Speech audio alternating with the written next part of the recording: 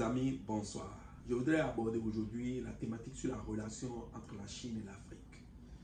On pourrait parler de la Chine-Afrique, si vous voulez. En effet, une question m'avait été posée lorsque j'avais demandé aux amis de mon Instagram de m'adresser toute préoccupation ou curiosité ayant trait à la Chine ou à son développement. C'est ainsi que dans la foulée, quelqu'un me pose la question de savoir comment expliquez-vous la percée de la Chine en Afrique? Oh là là!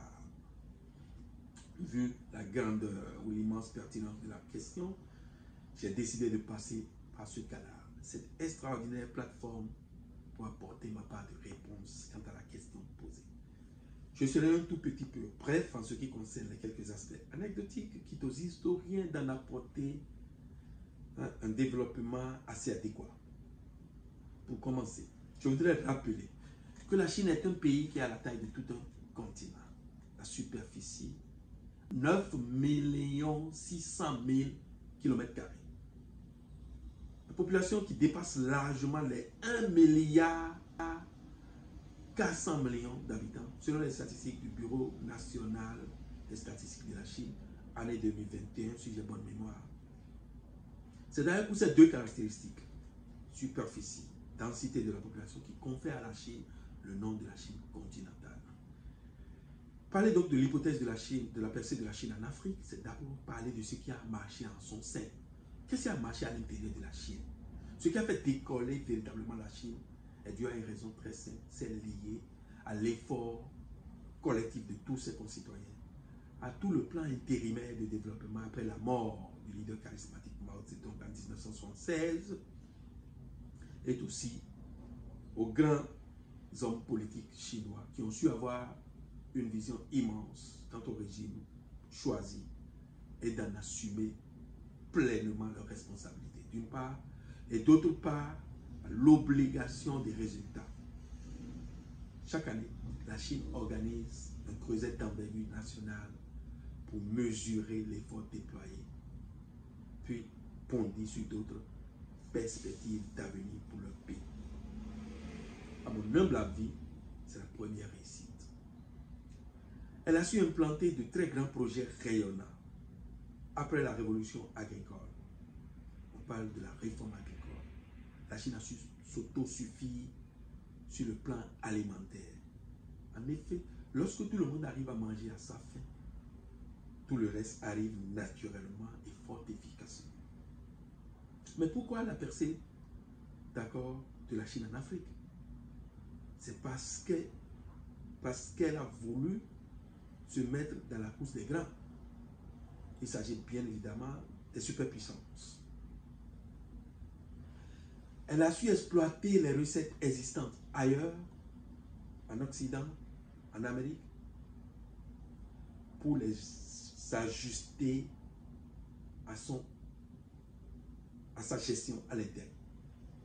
C'est ainsi qu'elle se compare tout le temps aux États-Unis d'Amérique, à la Grande-Bretagne, à l'Allemagne, à la France, pour ne citer que ces pays-là. Deux grands leaders politiques chinois formés en France, en l'occurrence Zhou Enlai et Deng Xiaoping. En ce qui concerne ce dernier, j'ouvre une parenthèse pour rappeler sa fameuse formule que je cite.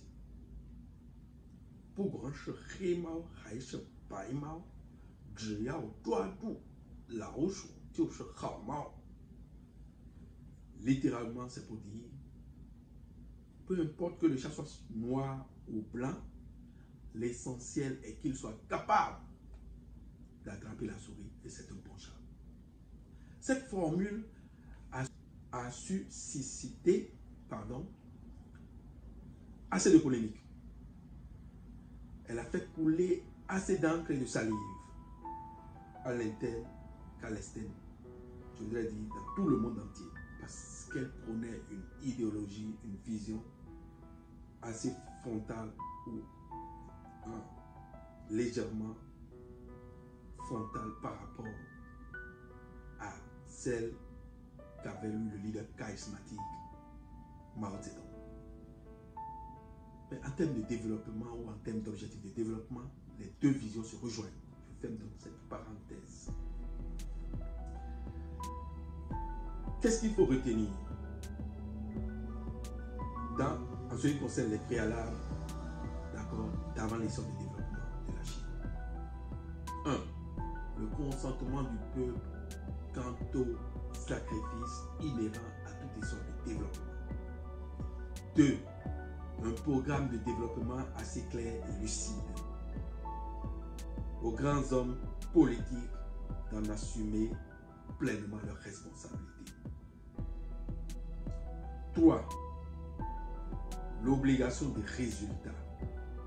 Organiser des rencontres, des creusets pour expliquer ce qui a marché ou ce qui n'a pas marché.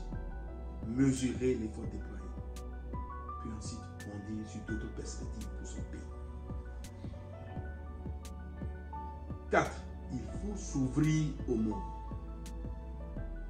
C'est ainsi que les grandes multinationales, les grandes entreprises, les industries vont pouvoir venir s'installer à l'interne. Donc, il faut véritablement une politique d'incitation, d'accord,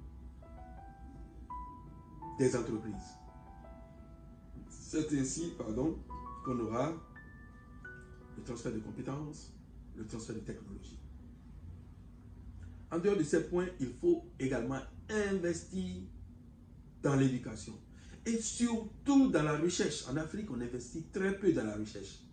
Il faut impérativement un investissement assez massif dans la recherche et dans la formation de ces ressources humaines. À tout cela, on pourrait ajouter la lutte implacable ou une lutte implacable contre l'impunité, la malgouvernance, la corruption. Le leader charismatique Mao est connu pour cela. Nous pouvons bien évidemment en faire les recherches pour voir. La Chine a donc implémenté, d'accord, les politiques existantes ailleurs pour l'adapter à sa réalité. L'Afrique pourrait faire la même chose. Il n'y a pas de recette miracle, à mon humble avis. Il faut donc opérer les mutations nécessaires à l'essor du développement. C'est ce qu'a fait la Chine. Il faut risquer. Le péril est un instant subtil qui précède le saut. Il faut donc consentir les sacrifices pour en bénéficier, d'accord, des résultats. J'évoquais tantôt 2 dirigeants politiques chinois formés en France. Si nous admettons un rapprochement entre dirigeants politiques chinois formés en France avec la question de la conquête de l'Afrique par la Chine, nous comprenons fort heureusement d'où est venue l'idée de la percée de la Chine en Afrique. C'est pas trop sympathique, mais telle est la réalité. Je vais donc vous inviter à suivre dans la deuxième partie de cette vidéo les grands points de la Chine.